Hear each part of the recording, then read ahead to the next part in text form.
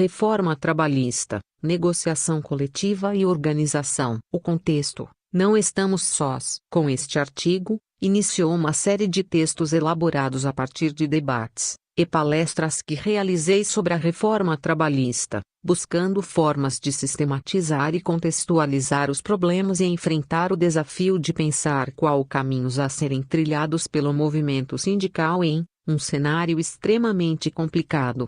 Não é novidade que as dificuldades a serem enfrentadas são enormes. Contudo, a história nos autoriza a pensar que tudo muda o tempo todo, que no jogo social se disputa no presente as possibilidades de futuro, que alternativas se colocam e que tudo está sempre em aberto, que não há resultado definitivo, pois toda derrota pode ser revertida, um ônus pode se transformar em oportunidade, uma dificuldade pode mobilizar a criação de nova força de reação, há possibilidades de se caminhar para o inédito e o inesperado.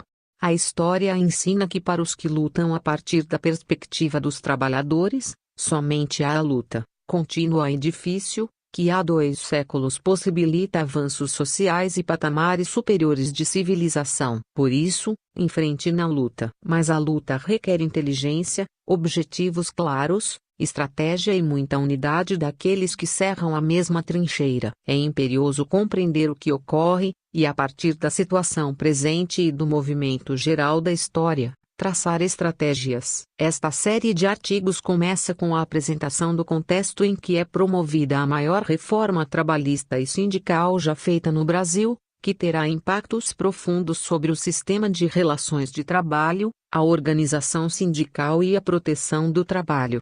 Nosso consolo é que não estamos sós. Estudo publicado pela OIT, Organização Internacional do Trabalho, os efeitos das reformas do mercado de trabalho, e as evidências de um novo compêndio político, produzido pelos pesquisadores Dragos Adascalhetei e Clemente Pignatti Murano, indica que reformas legislativas laborais e de mercado de trabalho foram realizadas em 110 países, entre 2008 a 2014.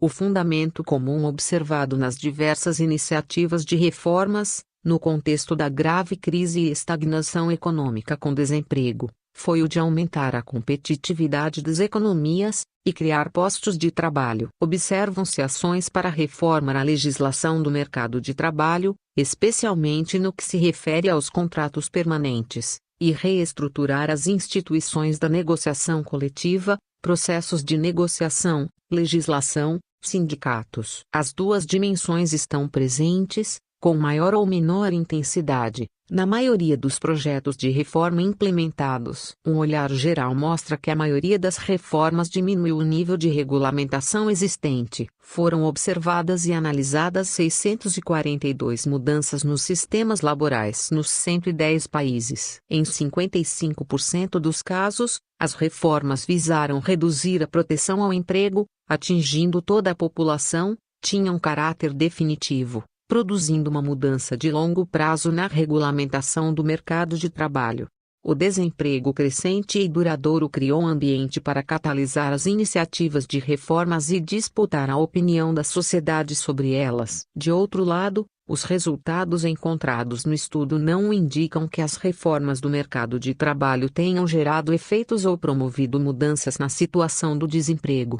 Vale prestar muita atenção ao fato de o estudo indicar que mudanças como essas na legislação trabalhista, realizadas em período de crise e que visam reduzir a proteção, podem aumentar a taxa de desemprego no curto prazo. Também não se observou nenhum efeito estatístico relevante quando essas mudanças foram implementadas em períodos de estabilidade ou expansão da atividade econômica. Mais grave ainda, as reformas liberalizadoras, que facilitam o processo de demissão, tenderam a gerar aumento do desemprego no curto prazo. Esses resultados são corroborados por outros estudos produzidos pelo FMI e pela OCDE, em 2016. Do total de reformas, destacam-se aquelas que diminuem os níveis de regulação, das quais 74% trataram de jornada de trabalho, 65% de contratos de trabalho temporário, 62% de demissões coletivas,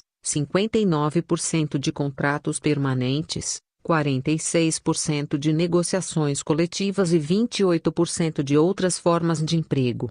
O Brasil se integra a este movimento de desregulação do mercado de trabalho, flexibilizando as formas de contratação com um menu muito variado de possibilidades de ocupações precárias que se tornam legais, permitindo a redução estrutural dos direitos laborais, em especial dos salários, limitando e inibindo o acesso à justiça do trabalho, criando regras para que as empresas que cometem ilegalidades trabalhistas fiquem livres de passivos, quebrando os sindicatos e desprotegendo os trabalhadores.